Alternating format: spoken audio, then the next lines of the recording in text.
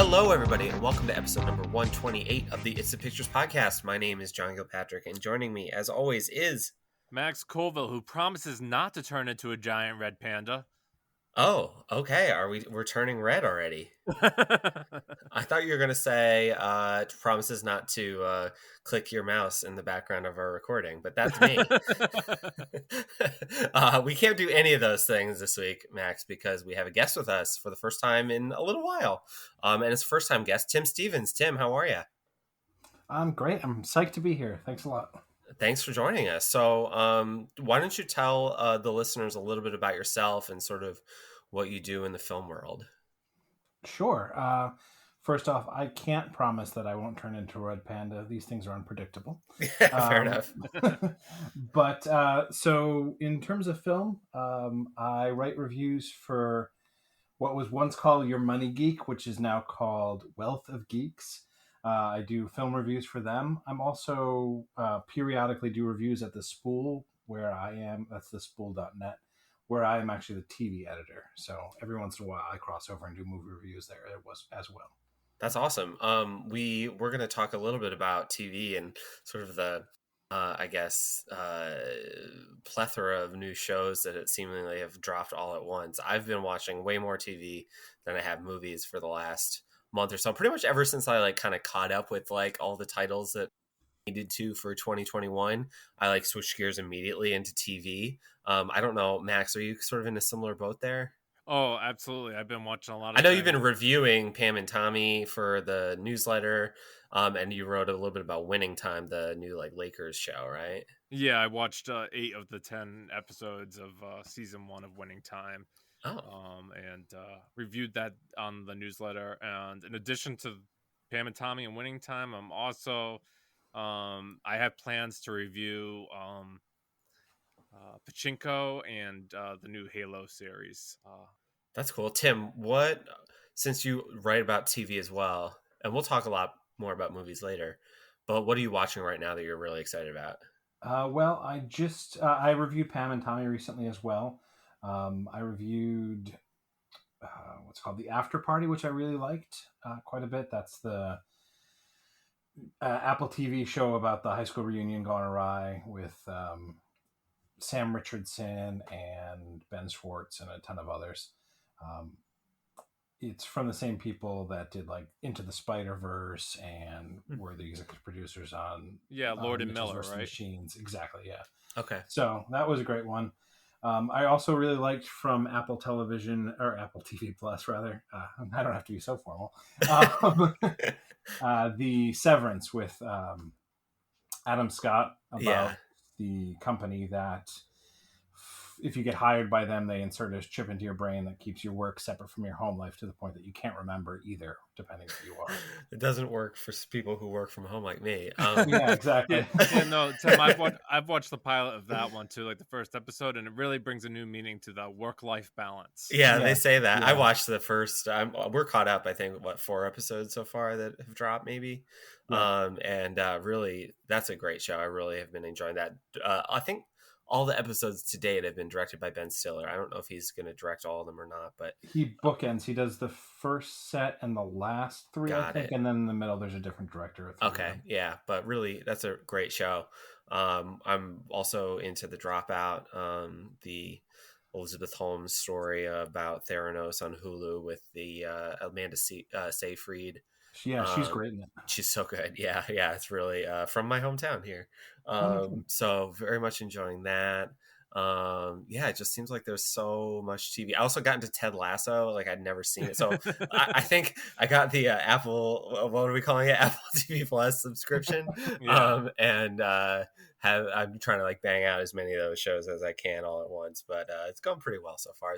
I mean, they've got more content, I guess, than I expected. And they're having a little bit of a moment, I think, with Severance right now. So, in terms of series, they've quietly become one of the sort of better streaming services. Quietly, with things like Ted Lasso and Suspicion wasn't great, but it's got a really interesting cast. And then you have, like I said, The After Party and Severance recently. So it's quiet, but it's got quite a good a few good series worth I think watching. there's a WeWork show coming, I think, with Yes, Jared Leto. It feels like they're going for the quality over quantity model versus a Netflix or something like that. But yeah, I mean, we'll see how that all kind of plays out. Yeah, Tim, Max. can we get you a little bit closer to the mic? You're a little. Absolutely. Yep. Oh, thank you. Any Yeah, better? that's great. Yeah. Yeah, Okay, that's great. actually great. So outside of the TV world, Max, you've been reading, I believe, I don't want to say a lot, but a little bit at least, of late, and you checked out this new book called Blood, Sweat, and Chrome, which I think listeners might enjoy. Do you want to talk a little bit about that too? Yeah, so it's a new book based on the oral history of Mad Max Fury Road. It was written by Kyle Buchanan, and he talked to just about everyone he could find that was involved with Mad Max Fury Road. And the book covers from when the idea first sparked for George Miller to return to the franchise in 1995 as a television series. So that would have been before like Sopranos and stuff changed television forever. They were thinking about doing a TV show from Mad Max, and eventually he changed his mind and said he wanted to do another feature. And it talks about the starts and stops they had, how they had different ideas of who they wanted to cast as Mad Max. I mean, at one time Mel Gibson was reattached to it, and then like they were looking at Heath Ledger, and Armie Hammer was also considered. Eminem. Right. Yeah, I know. No, I know. I remember now reading that, and it's just you're bringing back memories. Yeah, sure. And they just talk about like everything that happened during the shoot. Uh, Kyle Buchanan has been sharing some excerpts from the book that were going around, like the casting and a little bit more into the fights between Charlize Theron and Tom Hardy that took place on set.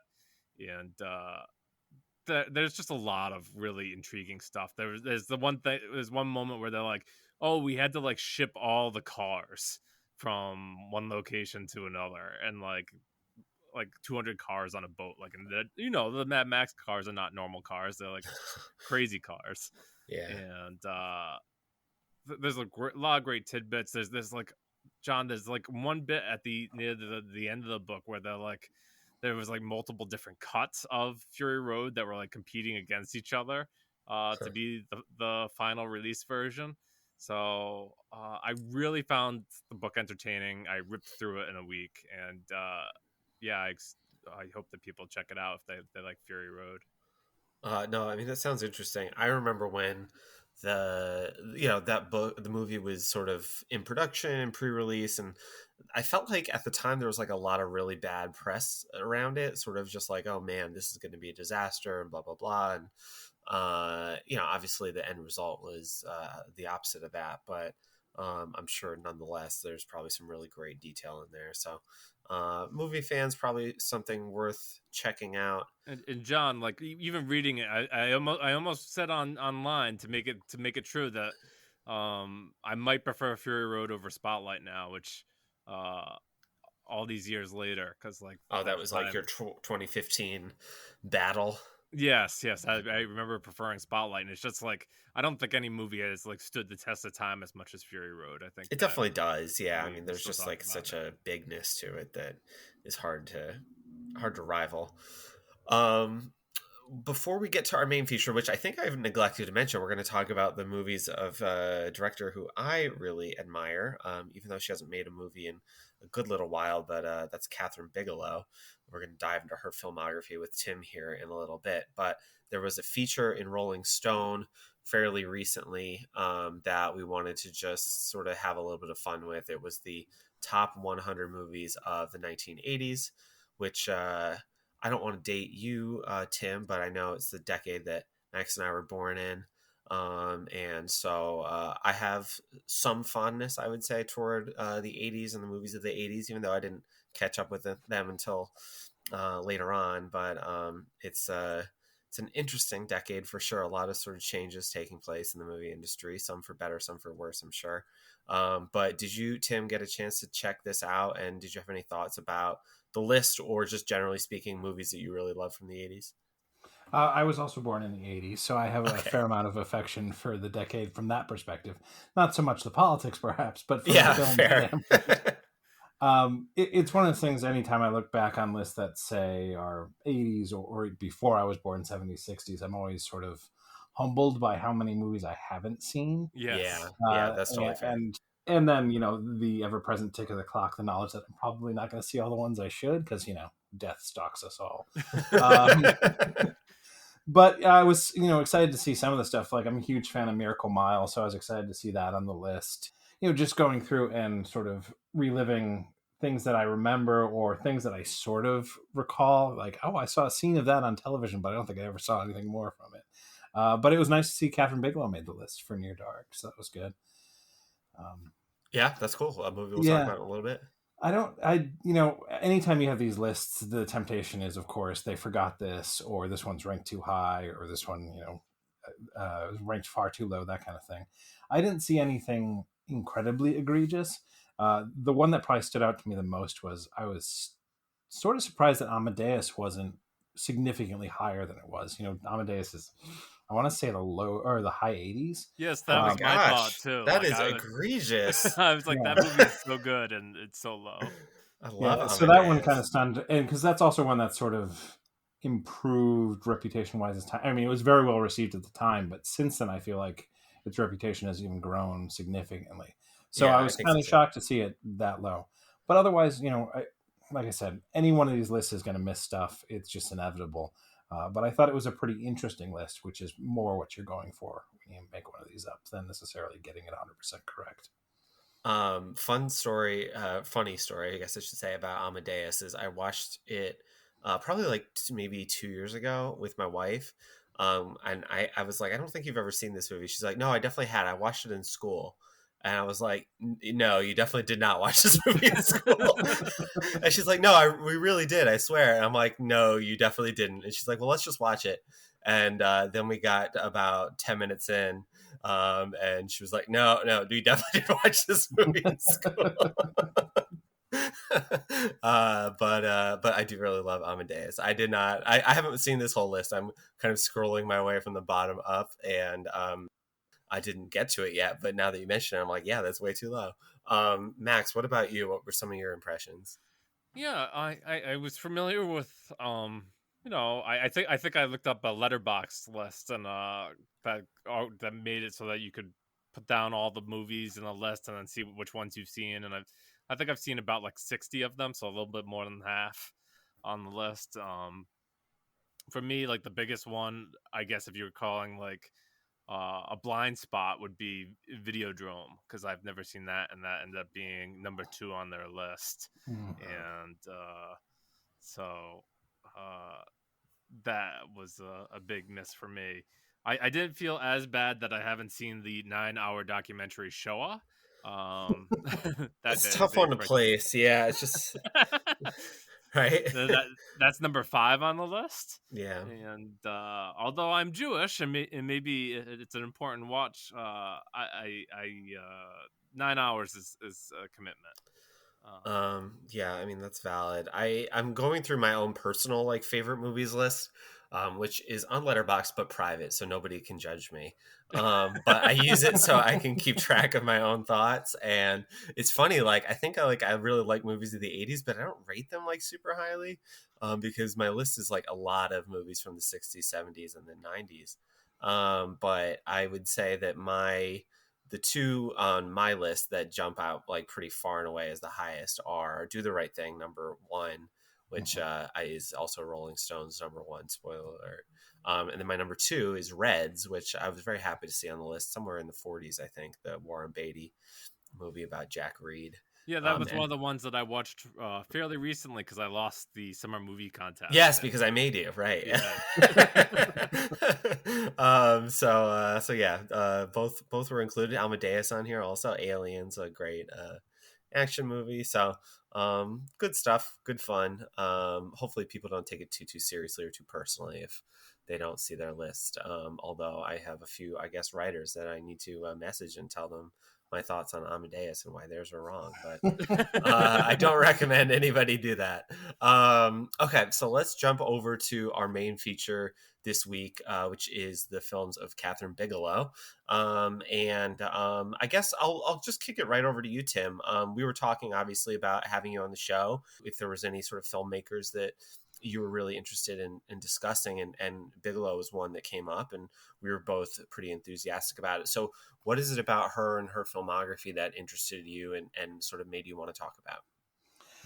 I've been a pretty big fan of hers for a while. One of the first, it was purely for myself, but one of my first sort of long projects in terms of film writing was I went through and reviewed all of her movies for my own site.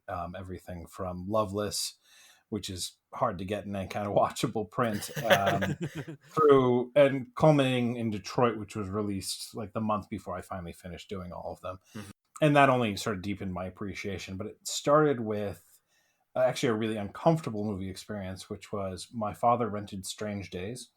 Okay. And Strange Days, in the first 2 minutes, has a completely nude lesbian sex scene.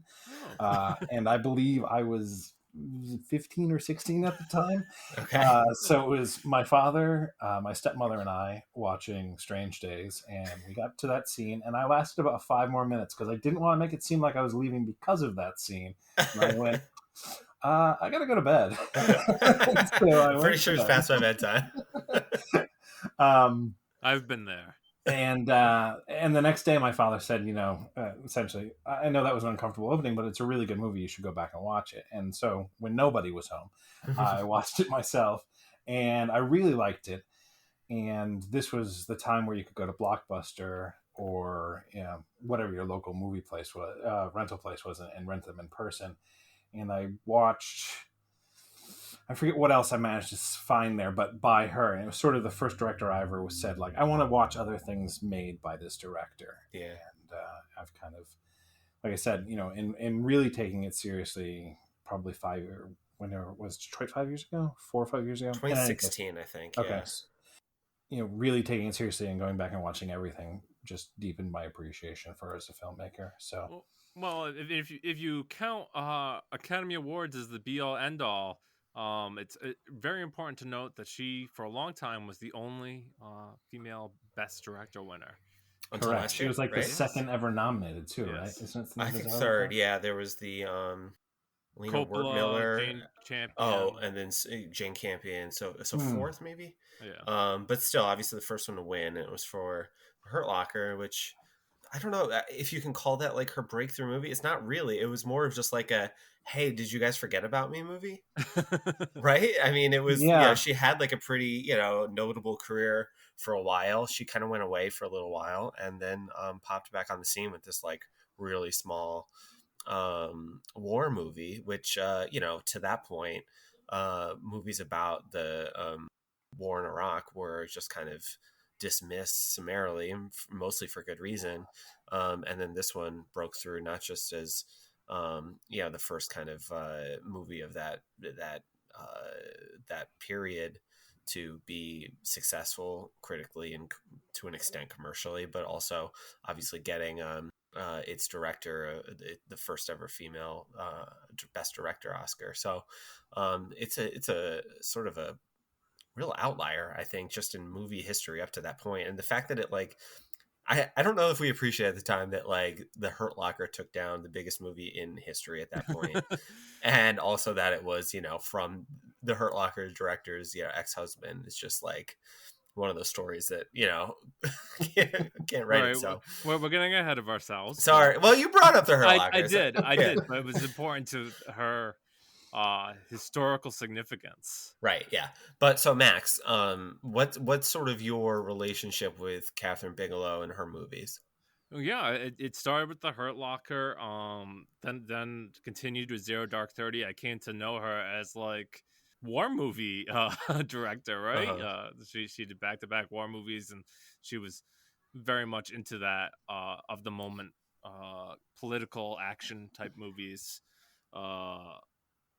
But from there, those were the two for a long time that I had watched And I think it was like a year or two ago, John, that I watched Point Break for the first I time. remember we talked about it on the show. Yes, Yeah. it was like on HBO Max. And I was like, oh, I guess I was on a Keanu Reeves kick or something, and I was like, yeah, I think I want to see this, and I loved that. I can't wait to like watch it multiple times now. Like I've only seen it once, and it's the movie that like Fast and Furious like totally rips off. right 100%. Yeah, I really like Point Break, and I'm excited to hear about more of her films from you two guys. Sure, yeah. For me, I my first Kathryn Bigelow movie actually was K-19, The Widowmaker, which I don't know if a lot of people feel, can call themselves like big Kathryn Bigelow fans and say that that was their first experience. As Max I think knows, am like a big sucker for like underwater submarine type movies for some reason. So even that one, which is not like the most successful, I still can appreciate and enjoy. Not her best, but then The Hurt Locker came out, and I remember seeing that in the theater. And it was really, I'm sure everybody at the time wrote about it and like, oh my gosh, edge of your seat thriller, like 4 stars. But like, I just remember how like squirmy I was at some of those like set pieces with the bombs, and Jeremy Renner pulls on the string and there's 8,000 of them that go bearing in on him. And then there's the one that like he has to cut open the corpse. It's just so distressing. It's just uncomfortable, but really expertly done. And I thought that movie was really good when I saw it, but I also kind of dismissed it. It came out over the summer, I remember, and I was just like, well, that was a good movie, I'm glad I saw that. And then like as the year went on and it's like, oh, The Hurt Locker might be a Best Picture nominee, I'm like, that's insane, that is not going to happen. And then obviously it was nominated and won, and the rest is history. But since then, like I really admired Zero Dark 30, and Detroit I would say less so, and she hasn't really done anything else since then. We can probably maybe later on get into the like all the Kathryn Bigelow abandoned projects or things that she was attached to that never came to fruition, because that's always a fun little rabbit hole. But I really want to hear a little bit more about sort of like her early career, Tim. And you mentioned Strange Days already, but I know Near Dark is a movie that you had mentioned when we were kind of going back and forth on this, and that's one that I haven't seen. And can you kind of tell us a little bit about that and why you think it makes for sort of a good film, I guess, within her filmography? Sure, absolutely. So Near Dark's her second movie. It comes out 6 years after Loveless. Loveless was essentially a student film, although it does star Willem Dafoe.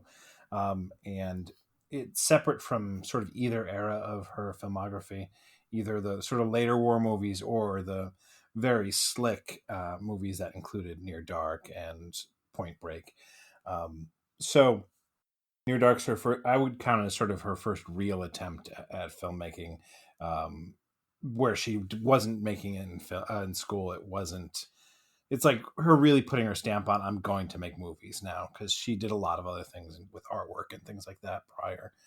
And it's a vampire movie, but it's very different than any kind of vampire movie that I'd say in general, but certainly that was being made back then. It's very much American Southwest. The premise is this family of vampires is moving through a town, and there's nothing glamorous about them. There's some sexual appeal to a particular vampire, but by and large, it's not the sort of gothic romantic features you see in a lot of vampire stories. And it's just really well done, very contained. I think it takes place over 2 days or 3 days.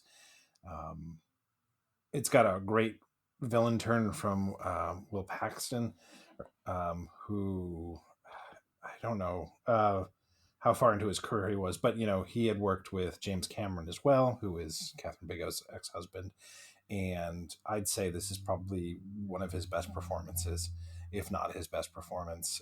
You got Lance Henriksen, who is just of Aliens fame, who is just even then looks like he was carved from marble to be a villain.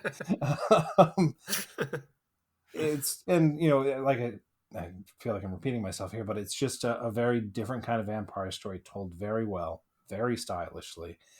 And it hooks into sort of one of her themes, either part of a career that you see in every movie, which is um, specifically masculinity, but just sort of gender in general. What does it mean to be a man or a woman? What does it mean to, what's the ideal? What do we aspire to? And how does that stuff curdle in every situation? So, like I said, it's really well done. And for people who are interested, it's actually on Mubi right now. It can be a hard movie to track down. Yeah, I was going to but say. It just came back to the service. So I think they usually have like a week or two trial. If you're interested in checking it out, that's where you can hunt it down currently. That's great. I am going to absolutely do that because it's something I've always wanted to see. And like you said, it's, I think, somewhat notoriously difficult to find. So that's great to hear. I guess sort of another title from that period that from the description of Near Dark, I would say touches on similar themes because I just watched this for the first time, is Blue Steel. And that was a, I think 1989 or 1990 cop sort of thriller drama starring Jamie Lee Curtis. And she is basically like a new on the force cop in New York City, and she witnesses an armed robbery at a grocery store. Right at, very close to the film's opening. She stops it, but shoots the perpetrator and kills him. And in doing so, he sort of drops the gun that he was holding, and a sort of a witness to the crime picks it up and leaves the scene. And I can't remember the actor's name who plays sort of the, I guess, co-lead. It's Ron Silver. Yes, Ron Silver. Okay. In my head, it was Ron. I couldn't remember his last name. So he ends up using that gun on his own sort of serial killer spree. And she has to try to track him down. And there's obviously some twists and turns along the way. But when I was watching this movie, and my experience with Bigelow's films is a little bit more limited than yours, Tim, but I kept coming back to Zero Dark 30, thinking about Blue Steel, in that you have this woman in a traditionally sort of masculine role. And obviously that's like, explicitly discussed throughout the film with different characters. But she is sort of constantly being told that she can't possibly be right and not taking it seriously. And she sort of needs to, I guess, take matters into her own hands to an extent and assert her authority and try to, see to it that justice gets done. I would say the difference between the two films is that there are some like kind of egregious things that she does along the way that make me question her sort of skill at this inherent job, not because she's a woman, but because she lets the gun slip away and the suspect slip away and sort of other things happen that you're like, why did you do that? But I still found the film really interesting. It's like, it feels like a little almost like a darker NYPD Blue episode, but it was just like the way that it kind of I guess you see the city and some of the musical choices and the cinematography, but I still thought it was an interesting movie. I enjoyed watching it. It has sort of ups and downs where you're like, at least for me, and I just watched this for the first time yesterday, I was like really glued to it, and then sort of you hit a lull where maybe you're like starting to drift a little bit, but overall I thought it was worth checking out, and I'm kind of curious your thoughts on it. Yeah, I mean, I think it's fascinating in terms of the relationship between I think the character's name is Ethan, the Ron Silver character, and the Jamie Lee Curtis character. Yeah. So, without giving away too much, I think we could spoil it a little bit. Yeah. or actually, his name's Eugene. That's what it is. Eugene, their paths cross, and he actually, before they even meet the second time, he has developed a fascination with her, and it's very Freudian, psychosexual. That he feels empowered by this gun he's picked up, but he's also drawn to her as sort of the first wielder of the gun kind of thing. He begins to mark his killings as letters to her, for lack of a better way to put it, which is how she gets sucked into it, is because the implication is, well, you must be doing this. is one of the cops sort of don't outright accuse her, but they imply if it's not you, you know who's doing it, and you're, again, because of the gender dynamics, you are protecting them rather than being a cop. And again, because the gender roles, she ends up being sort of, in the most stereotypical way, the most masculine figure, even as everyone's doubting her and so on. Whereas the murderer is sort of that classic, in Freudian terms, I'm forgetting the term now, but the desire for a phallus, the feeling of being incomplete without one. Even though he literally has one, he only feels manly when he has the gun. And sees her as being similarly empowered. And by the end, it's almost religious for him.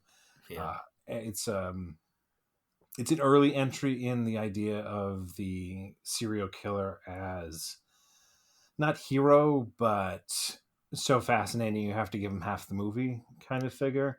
Yeah, it kind of reminds me of like Killing Eve while you're like talking about it. Yeah, there is that dynamic, although he's decidedly less charismatic, I guess I say, than Eve.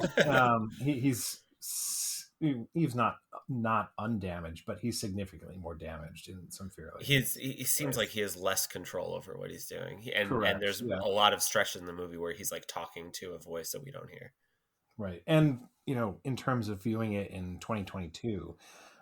Or any time in the past 3 or 4 years, it definitely takes on some different tones too. You were talking about how she's not a very good cop, and I don't think that's accidental. I think that is, I think you're right, an element of the story. But also watching it now, she stops this grocery store robbery, and the person is, I can't remember his name. Very recognizable now, though. Tom Sizemore plays the robber. Right, yes. Tom Sizemore. I think that was his first movie role I saw. Yeah, and she shoots him multiple times. and she clearly has the drop on him. Like, she does not need to do what she does. Yeah. And in the context of an 80s movie, it's sort of an 80s action excess. But now you watch it, and it's another element in the fact that this is probably somebody who shouldn't be on the force or hasn't been fully trained for the force and isn't receiving the proper support, which is the other aspect of it, because her partner's not even with her at the moment. He should be. And then she's greeted by all these male authority figures who are both interested in sweeping it under the rug, but also in giving her the worst possible time along the way. And that it wouldn't be the case if her partner was the one who had done the shooting. Yeah, he gets the benefit of the doubt. It's interesting that you say whether she should be on the force, because I definitely had the same thoughts, not just because of her actions, but just some of the things she says to like other people along the way, where she's like, why do you want to be a cop? And she's like, I really want to shoot somebody, or I like bashing people's heads against the pavement. Right. And she's like sort of joking, but also maybe not that much. And you sort of learn more about her like backstory and why she might feel that way. And it's very interesting. The other thing that I found kind of interesting, and it wasn't explored as much, and I sort of wish it was, but Eugene, the serial killer in this case, like we see him like for a minute outside of this sort of, this world of his, and he is this like stock trader on Wall Street, and he's screaming at the top of his lungs to try to make a trade before the bell goes off. And it's like, I guess implied, maybe not even, but I just sort of wrote that like his job at that time, and you're right, in the greed is good era and everything, that maybe this is something that like drove him to lose his mind. But I wish maybe there was a little bit more of that there. I guess they were more interested in leaving him to be a blank slate to an extent, but I thought that was kind of an interesting element. I do think that scene is key, though, because from other things we see in the movie, he clearly has money. He has he has a great gold watch. Right. He takes her on a helicopter ride up at one point.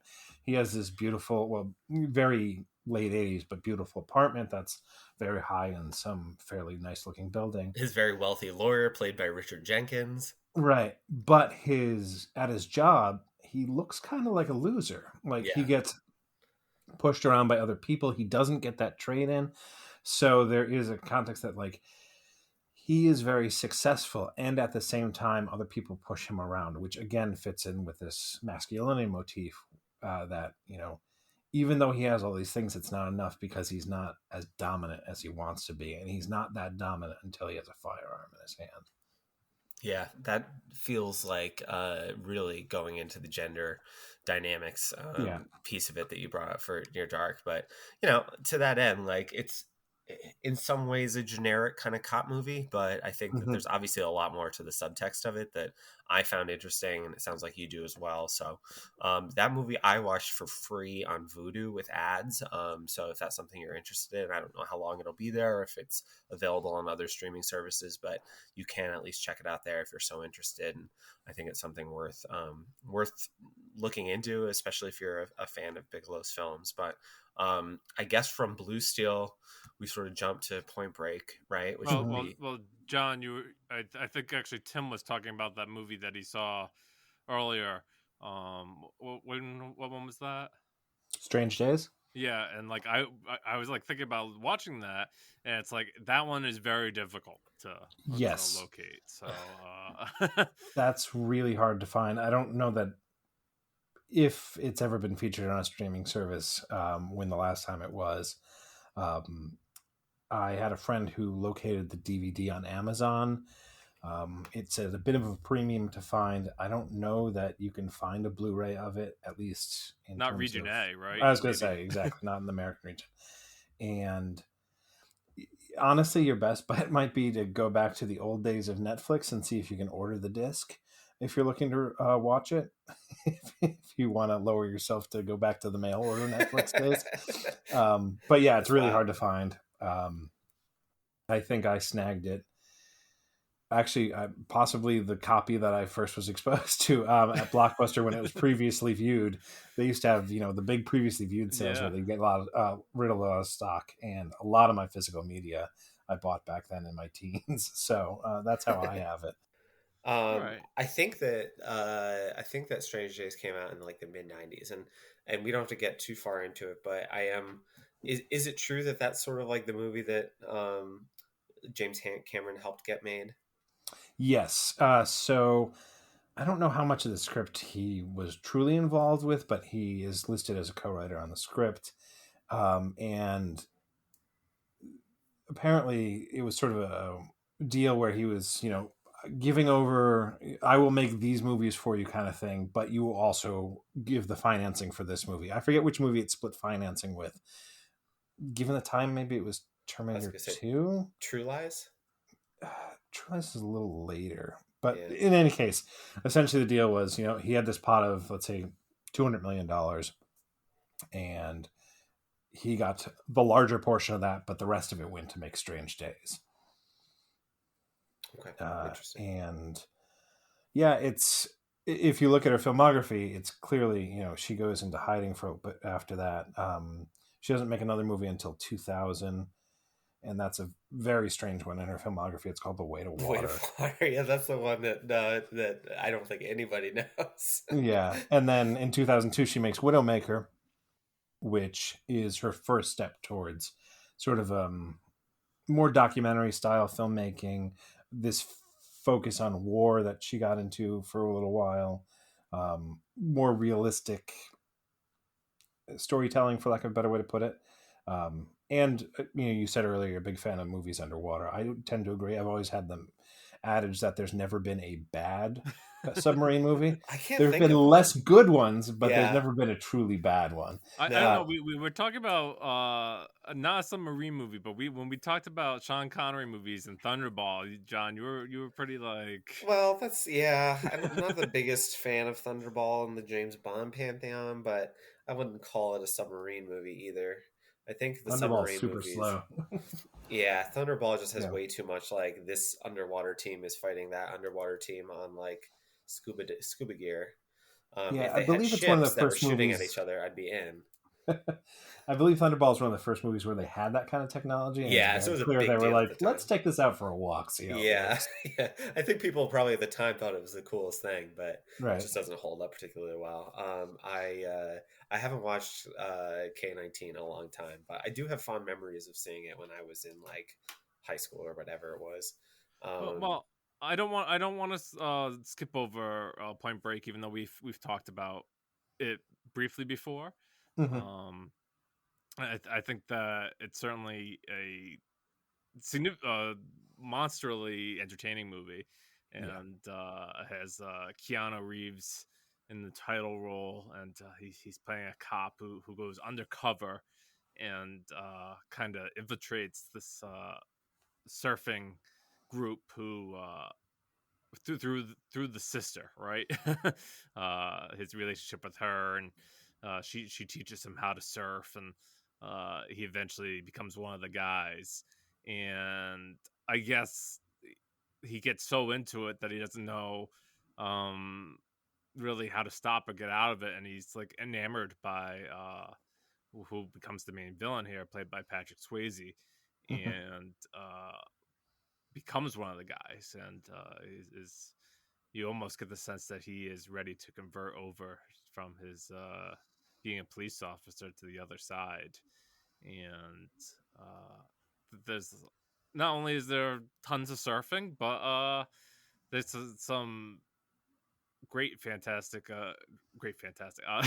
there's some wonderful story beats, bank robbery. I love they're both on like a helicopter, like tied up, and they're like falling and like fighting in the Mm-hmm. air.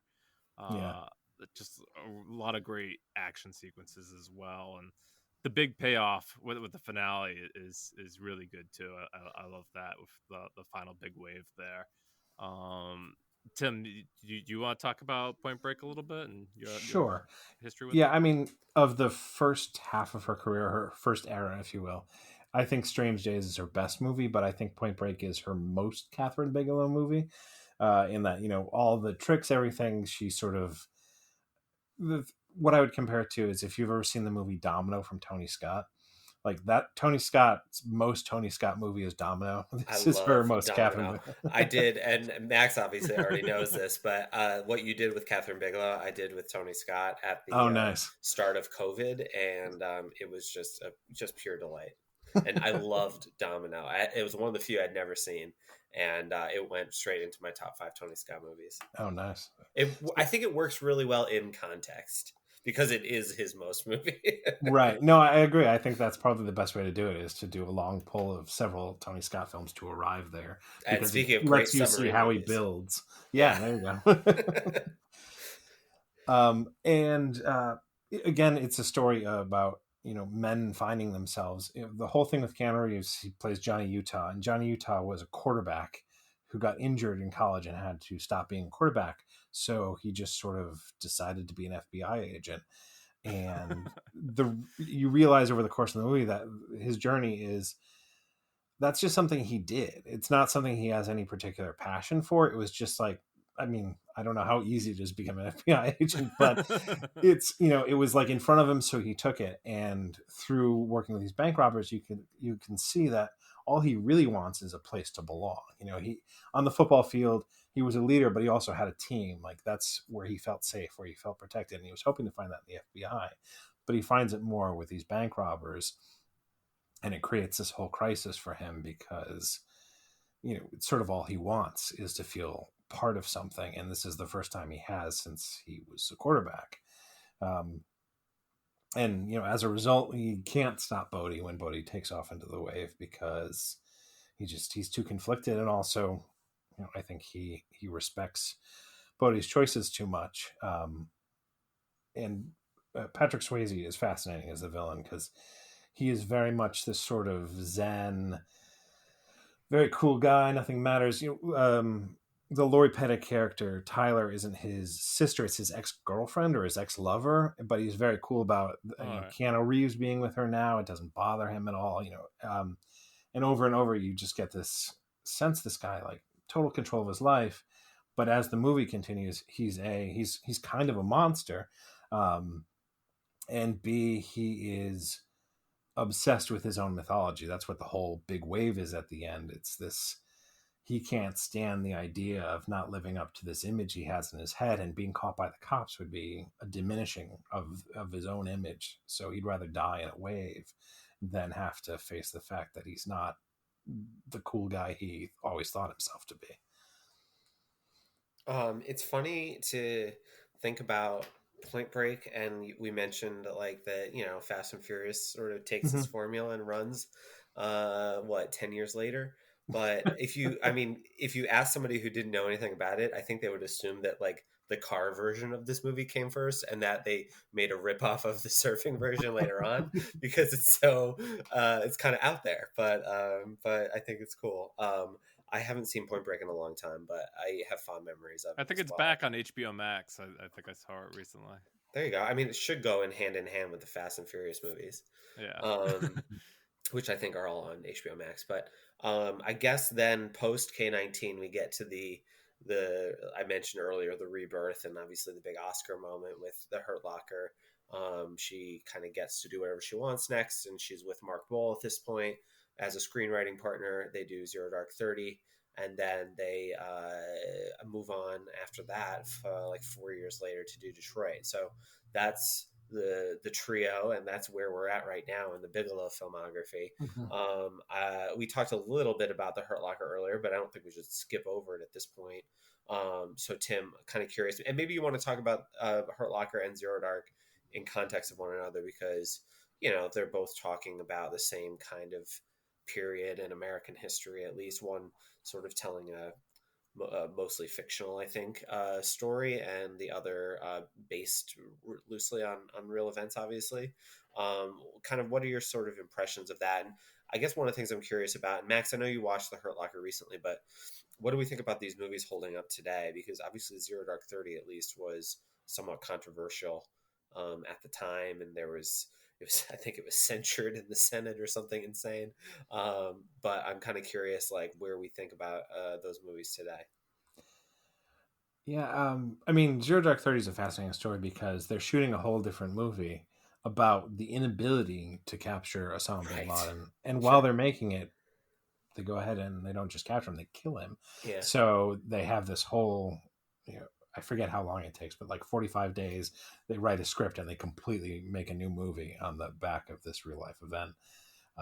That's just fascinating to me, in the same way that like All the Money in the World, I think, is an incredible feat regardless of how I feel about the movie, because it was fully shot and then they went back and inserted Christopher Lee into all these scenes that already existed. Christopher Plummer. Christopher Plummer, thank you. Yes. Right. So that's, it's a fascinating marvel from that perspective. It's very clear, obviously, she is very, I don't want to say this, but very taken with these Middle Eastern conflicts and what it says about America during that time. It's interesting to me, she seems to be the only one who sort of managed to, I guess, for lack of a better way to put it, get it right and get it interesting. We had a lot of movies that tried, and that just, for a variety of reasons, either a movie like Redacted wasn't Yeah. particularly interesting, seemed accurate but wasn't very interesting. Yeah. And another one you could point to is like American Sniper was a very popular, Right, but wasn't particularly accurate. So you have these two movies that feel either accurate historically or accurate to the experience. In the case of Hurt Locker, and and film goers seem to connect with and want to see, and that combination was pretty rare. So that's interesting to me, and I don't know why those two had the alchemy that, say, like In the Valley of Eli didn't. Yeah. Which is another good movie about this war experience that just nobody gave a damn about, from roughly the same era. So I've always found that aspect fascinating. Of the two, I think I prefer The Hurt Locker, but not by a significant margin. I'm just far more taken by essentially where Zero Dark 30 stops, with Jessica Chastain's character breaking down the airplane. That's kind of the whole story of Hurt Locker afterwards. It's that feeling of, well, I've done what I came to do, and it's the only thing I get. It's the only thing I understand anymore, and now I'm not doing it anymore. In her case, it's a successful completion of the mission. In his, he just did his time. Right. So arbitrary. Right, but he has no idea how to be anything but that. The biggest scene anybody talks about is him in the cereal aisle, Right. and just overwhelmed by the sheer capacity of that. Whereas as you pointed out, we watched this guy pull out a bomb that had 8 other bombs connected to it and not even blink. And yet he's undone by Cocoa Krispies versus Cocoa Puffs, that kind of thing. And that it feels more personal to me, I think, is why I found myself more affected by that one. In terms of the controversy, though, I always thought that was a bit of a tempest in a teapot. It was a weird thing because the people who decried it were saying it sort of glorified torture. Yeah. And I thought it did something that was sort of far more complicated and far harder to swallow, in that it doesn't glorify torture. Torture looks terrible in the movie, right, but it also puts forward the idea that it's not as black and white as torture doesn't work, which is the thing that, people had said over and over again, is it's monstrous, it's horrible. Sometimes it does work, though, but does that make it okay? And that's the thing that I think the film wrestles with, that it never really answers, because I'm not sure you can come up with an answer. But that idea that, like, yeah, actually, sometimes this does get you the results you want, but does that justify it? Even if that's true, does that make it okay? And I think that's a far more complicated and more interesting question that a lot of people either didn't see or kind of refused to see because of, external politics of the moment. Yeah, it seemed like everybody was just sort of jumping at the chance to say I disagree with this. I always sort of I remember when that was happening, and I was so stumped by it because I saw the movie and I didn't think it was making that case either. I remember rewatching it, and I wouldn't say that like I came around and thought like, oh, actually it is glorifying torture, but I understood, I guess, to an extent why some people would feel that way, even though I felt like a lot of the arguments were being made in bad faith. But I think what the film does, I think what you have to say about it is especially interesting. My point is not going to be as I think well thought out, but I think that it sort of says, okay, here's the thing that you can do, but really, like, it's not like they tortured him and then got exactly the information they needed. Like, she still needed to use other means and sort of put all these different pieces together to ultimately get to where they needed to.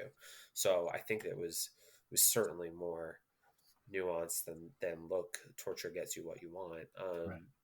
But also, yeah, go ahead. Sorry. I said it also says some sort of difficult things to hear about, like, the United States government. So you have Jessica Chastain's character who, puts her time in the trenches, works at this thing, and eventually, gets to the point that they capture, or that they kill Osama bin Laden. But it's clearly a sort of thankless journey. On the other hand, you have Jason Clarke's character, who is the perpetrator of this torture. And then when we catch up with him, he's in a suit lobbying in the halls of Washington. It doesn't outright say it, but essentially he's been rewarded for a job not well done, not completed, largely not successful at that juncture. And yet he's the one who gets to get out, and he's the one who gets the slick new job, where she's stuck, still banging her head against a wall for however many years after that. Right. Yeah, absolutely. There's also the, she has this relationship with Jennifer Ely's character, and I feel like that's like a really much needed kind of emotional core that the film has that pays off well for at least as a viewer. I think I kind of agree with you. I think The Hurt Locker is a superior film. I think that its structure really just serves it well. And I think that just kind of thematically, you're right, it sort of like hits harder that there's not necessarily an end in sight to this. It's like this deadline that, we're building towards, but like the film never like suggests that there's like an end game at play anywhere in sight. And I think that kind of, I think, makes it feel more powerful. Whereas Zero Dark 30 obviously builds towards something very specific, and we kind of all know it's coming in advance. Max, you watched The Hurt Locker very recently. And I know you'd seen it before, but how do you think it held up? Oh, good. I'm glad we're getting back to this, because I watched that whole 2-hour movie to talk about here. Oh, it must have been torture for you. Yes, it was a torture. I still really enjoyed it this time. It was fun. watching Anthony Mackie and Jeremy Renner. He's so good, yeah. In this movie. I'm like, oh, they both become Avengers someday. But oh, true, I didn't even think of that. But yeah, and I think his Jeremy Renner's wife in the grocery store is the Wasp. Yes, she is. Yeah. We don't need to talk more about her right now.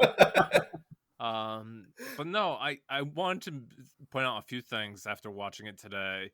I think one of the most important things I want to note is, I think Bigelow uses this device of like, no one is safe, and she introduces it right away in like almost a prologue, if you will, where a familiar face, Guy Pearce, he bites the dust right away. Like, you're like, wow, I just got off characters like this, and it just like, I was trying to think of like other movies that really did this, and what I kept on coming back to, of course, the most prominent example is something like Psycho, right? Where they famously kill off the main character halfway in the film, or even a more commonality to something that's in the news nowadays is Scream, and of course Drew Barrymore at the beginning of Scream, and then making it so that movie no one was safe.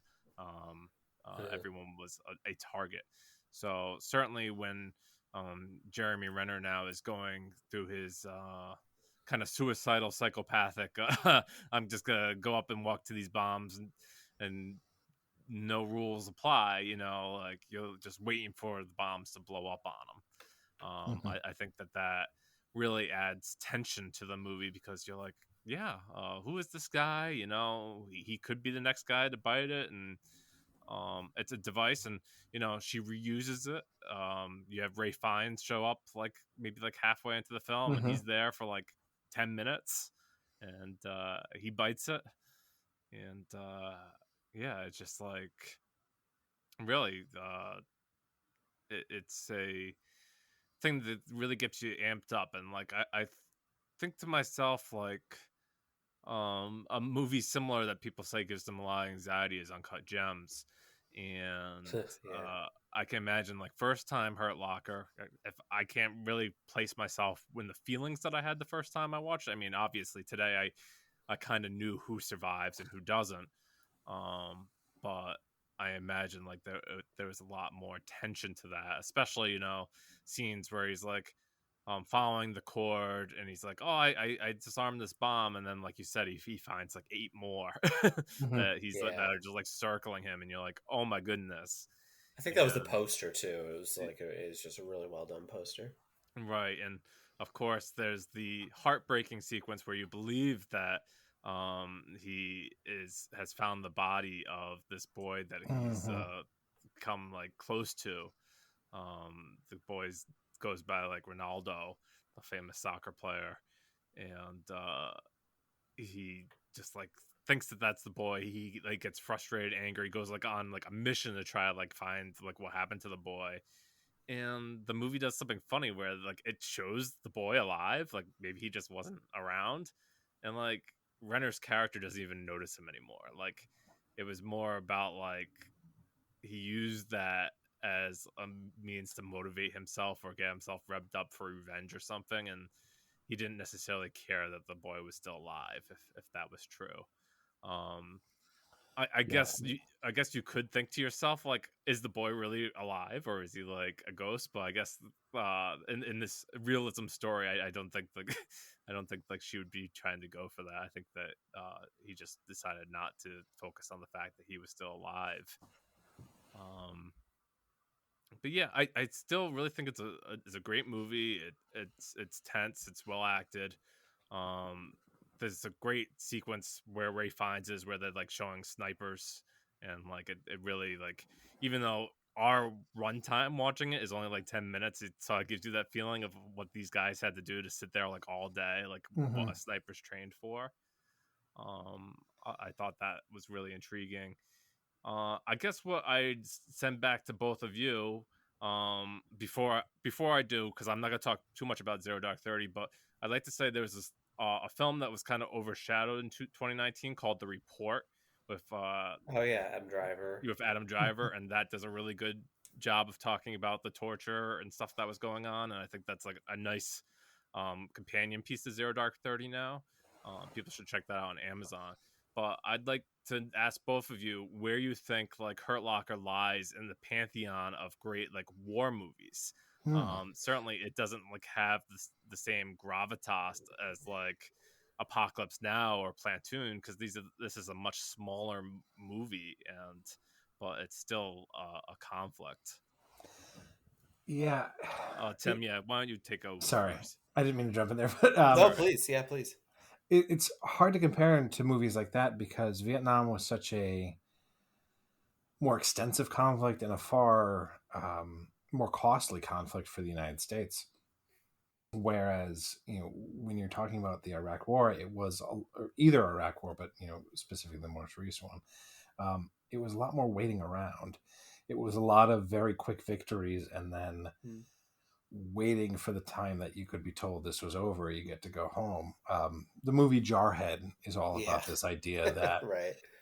These guys are bred to kill and then told you just sit there. I think Hurt Locker does a much better job with that kind of material. Like you're talking about sitting in the desert waiting while you've got snipers on you, but nobody really doing anything. That's just what you're there to do. So I find it hard to compare it to Vietnam movies just because the nature of the conflict is so different. That was very much a conflict defined by this false rhetoric's involved in both of them, but this very specific false rhetoric, this fear that if we don't do this, all these other terrible things are going to happen in the United States. And it was a grind, it was constant. The amount of people dying was so significant. As opposed to Iraq, which was, there was enemies abound kind of thing, the same sort of, you don't know who's good and who's not good, in quotes, of course. But it was so much smaller scale. It was so much less violent. It was a lot more of there's a bomb that goes off and then nothing happens for 8 weeks, as opposed to in Vietnam, it was, every couple of days or whatever the case may be. So I just think they're telling such different stories. I have a really hard time. It's certainly the best movie about the Middle Eastern conflict, I think. That I would include Zero Dark 30 being close to it as well. And I think a big part of it, the part with the boy often gets criticized because it feels so different than the rest of the movie. But I think that's the central metaphor, which is, like you said, afterwards, he doesn't even see the boy. And that's the United States. The United States rushes into this thing full of vim and vigor. They want vengeance. That's all they care about. And then they wake up one morning and realize, oh, this isn't, the people we want to kill aren't even here. This has nothing to do with Afghanistan. This has nothing to do with Osama bin Laden. And then they just don't solve the problem. They don't fix what they broke. They just sort of wander off and declare victory or pretend like they've won. And that's sort of what he does. Like the boy's standing right there. You did these really aggressive things in a foreign country that should get you arrested. But you don't take responsibility for it. You just sort of whistle past the kid that you were supposedly trying to, to take vengeance for. Right.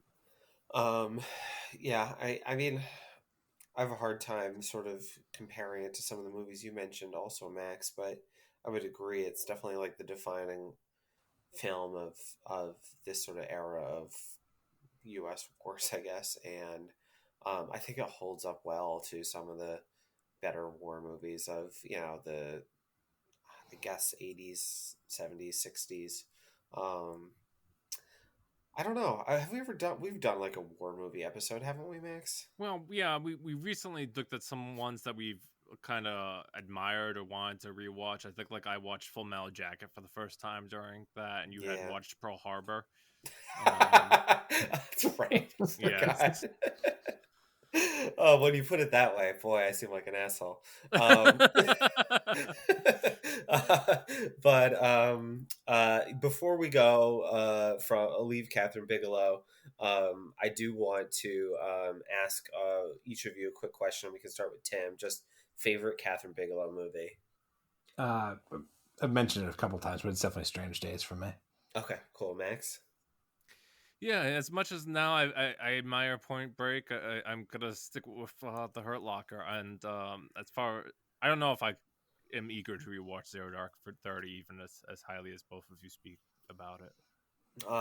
Fair enough. Hurt Locker is my number one movie of 2009. Zero Dark 30 is my number one movie of 2012. But I give the edge to the Hurt Locker. So very good, great conversation. Thank you both. We're gonna do I think a quick what we've been watching here in a minute. But before we do that, we want to let people know how they can follow us. I am on Twitter at John L. Gilpatrick, and Max, you're at MH Colville. And Tim, where are you at on Twitter? Are you on Twitter? I am on Twitter, yeah. I'm at Ungajje, that's Ungajje.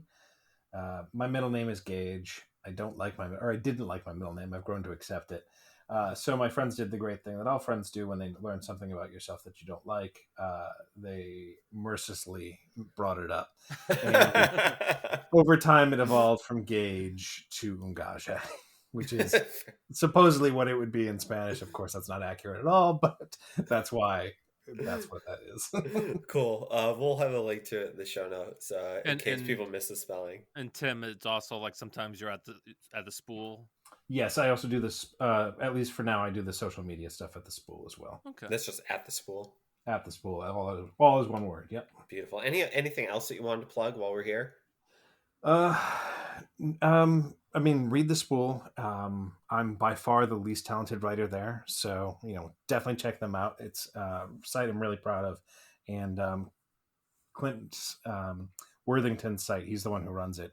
He's done some tremendous stuff on a shoestring budget with that. So yeah, definitely worth a look. I've talked to Clint a few times, and I'd like to have him on the show sometime soon. Beyond that, just check out my writing wherever it shows up. So that would be the Spool, Wealth of Geeks are the major two. I'm also the lead features editor at CBR for comic books. Oh, see, there you go.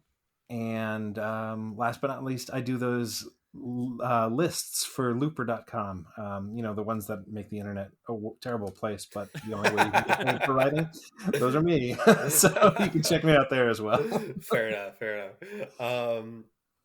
Cool. So you can also like our podcast on Facebook at It's the Pictures, and you can send us an email at itsthepictures@gmail.com with your favorite Kathryn Bigelow movies. You can let us know your favorite 80s movies if you'd like, or thoughts on the Rolling Stone list.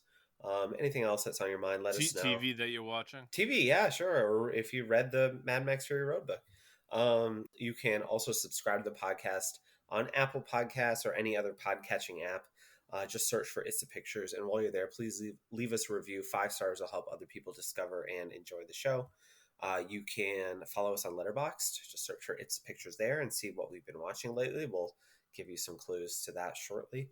And finally, Max, the Substack newsletter, itsthepictures.substack.com. I know you've been writing a lot about TV. Anything you wanted to share with the audience? Yeah, like we said at the beginning of the program, I wrote a long review for Winning Time. I really enjoyed that. That's on HBO every Sunday night. Perfect to go with the March Madness that is coming.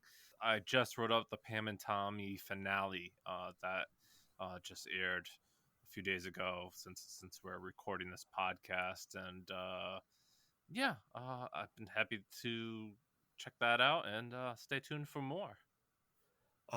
Cool. Did I miss anything? No, I think you did very well today, John. Okay, I'm getting the hang of this extended outro. I am happy about that. What we've been watching lately, maybe we can just kind of breeze through these. I'll go first and I can keep it fairly short, but one of the last big 2021 movies I hadn't seen yet was West Side Story. I rectified that last weekend on I think it's on Disney Plus and HBO Max. It sure is. I actually wrote about it in the newsletter. This one was recently too. Yeah, cool. So I caught up with that. I thought it was very well done. I, for the longest time, was sort of questioning why does Steven Spielberg, who can make literally anything he wants, why does he want to make this? I kind of get it more now. I think that obviously there's some relevancy in terms of the themes of this particular musical, but I also think he was just like, hey, it'd be kind of fun to make a musical, right? And I enjoyed watching his musical because he's a good filmmaker. And I thought the choreography was great. I thought the cinematography was great. I don't have any major complaints about it. It was a very, very well done movie. It's a little bit long, but it was a good watch. West Side Story, Steven Spielberg. How many Oscars is it going to win? Like supporting actress, right? Yeah, that's different. That's different, John, for me. And we're certainly going to be talking more about our Oscar predictions on our next episode. Yeah, right. Well, I won't spoil it too much then, but John, as I wrote in the newsletter, I loved this West Side Story version myself, and I actually think I prefer over the original West Side Story, which was a humongous Oscar winner in its day. Yeah. Yeah, if you have Disney Plus or HBO Max, I implore you to check this one out. It's been a long time since I saw the original, but this one was very, very good. Tim, I'm assuming you saw West Side Story. Yes, yeah, I would agree that I think I'd probably place it above the original adaptation, and part of that might be recency bias, but I just thought it felt more dynamic. I liked some of the orchestrations a bit more, and unfortunately, it doesn't have a great Tony either. But I think their Tony is slightly better than the original version. Yeah, but tough scene on both fronts. But Tim, what have you been watching lately? What do you want to mention to the audience? I mean, everyone's seen the Batman. It doesn't really function to talk about that one. I feel like we can skip it. And by the time this comes out, my review of the Adam Project will be up at Wealth of Geeks. That's one that is not a very good sci-fi movie, but gets the emotions of grief really well done. So it's interesting from that perspective.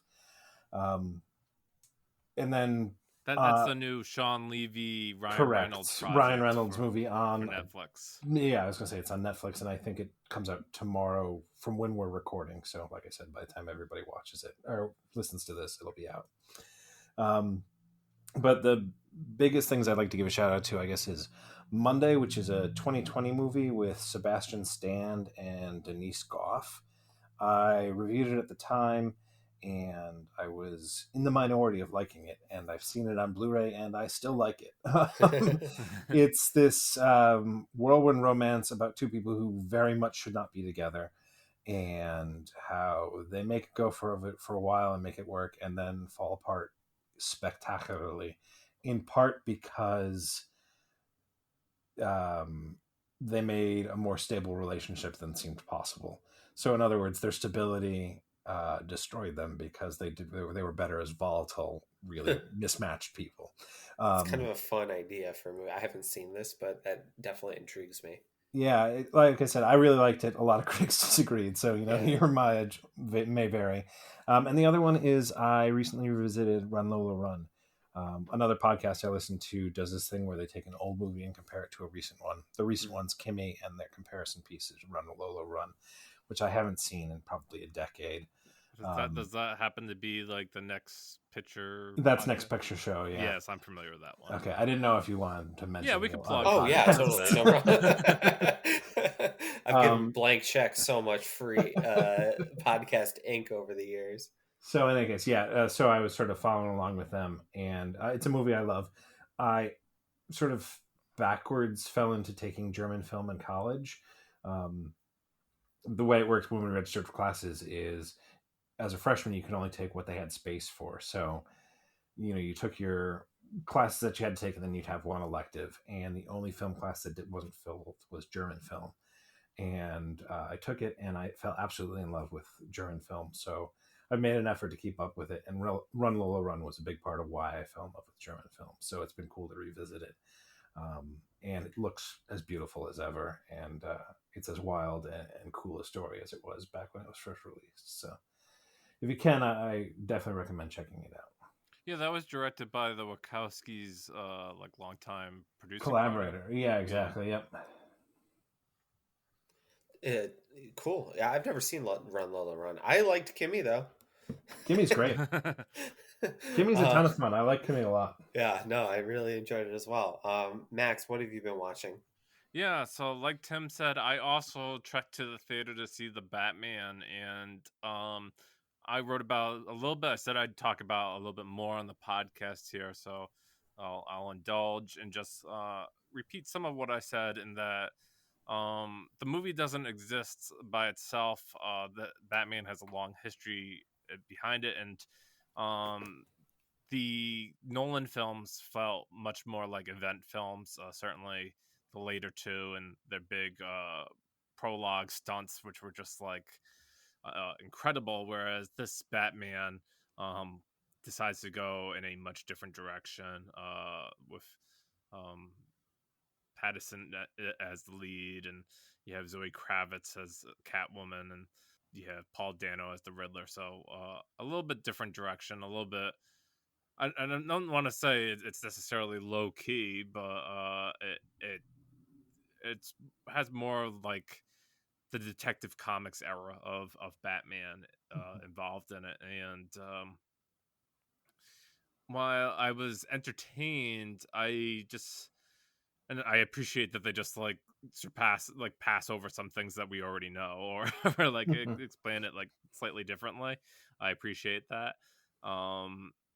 I guess like I wasn't really in love with its like gritty noir story, and yeah, sure, I admit Batman can be that sometimes, but I don't necessarily know that that's what I want from my theatrical Batman experience.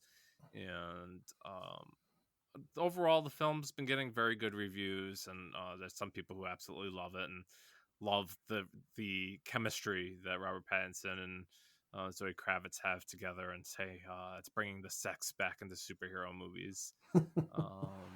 But yeah, I'd say yeah, I'd recommend it, but like it's certainly not like my favorite recent Batman film if you compare it to the Nolans. And then I had an opportunity to watch Turning Red, which, if you hear this, probably by the time I'm editing it, it will be available on Disney Plus. It's the new Pixar film, the third Pixar film that's been relegated to a Disney Plus release as opposed to a theatrical release. In this story, you have I want to say like a preteen. I think she's like 11 or 12-year-old Asian girl who lives in Toronto, and her name is May, and the movie takes place in the early 2000s, which hearing us all say that we were born in the 80s, I have a feeling that we all have like some kind of memory of this moment. That certainly May has a love for the hottest boy band, which you can instantly think of like NSYNC and Backstreet Boys of that era.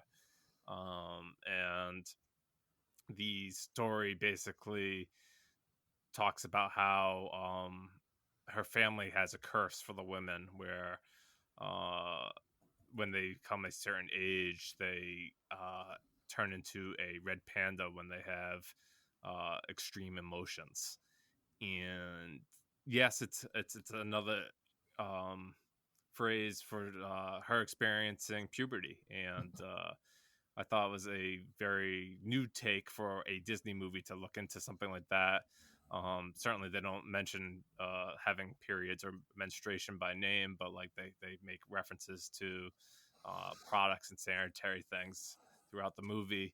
And I thought that was a big step up for representation for women in those movies, and just like important conversations. I did a big thread today about how Disney famously didn't want this movie by Studio Ghibli called Only Yesterday to come out, and it had some adult themes, and the character famously talked about having her first period, and maybe that was why they never released it, and maybe they've made some steps that way.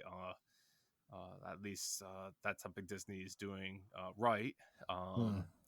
And on a whole, I thought it was a very good movie. It's directed by female director Domi Shi, who did Bao, the short for them before. So she's now in the director's chair, and it's a pretty exciting movie all around.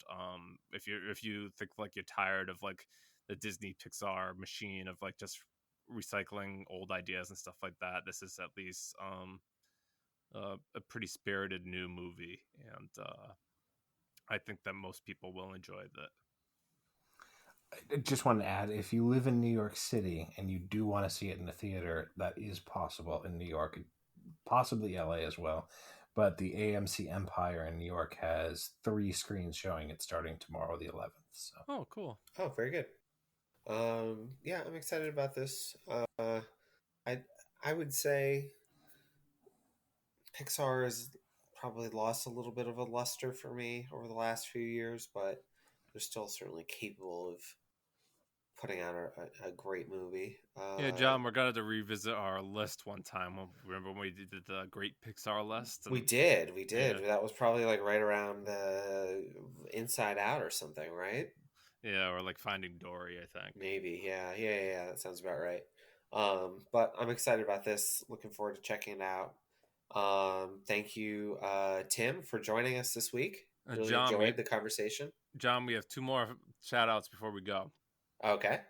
So, one, I want to wish a congratulations to Spoiler Piece. A friend of ours, Evan Crean, hosts that with two other people from Bofka that I'm friends with, and they're about to release their 400th episode, which I appeared on for 10 minutes the other night, and so that should be coming out shortly.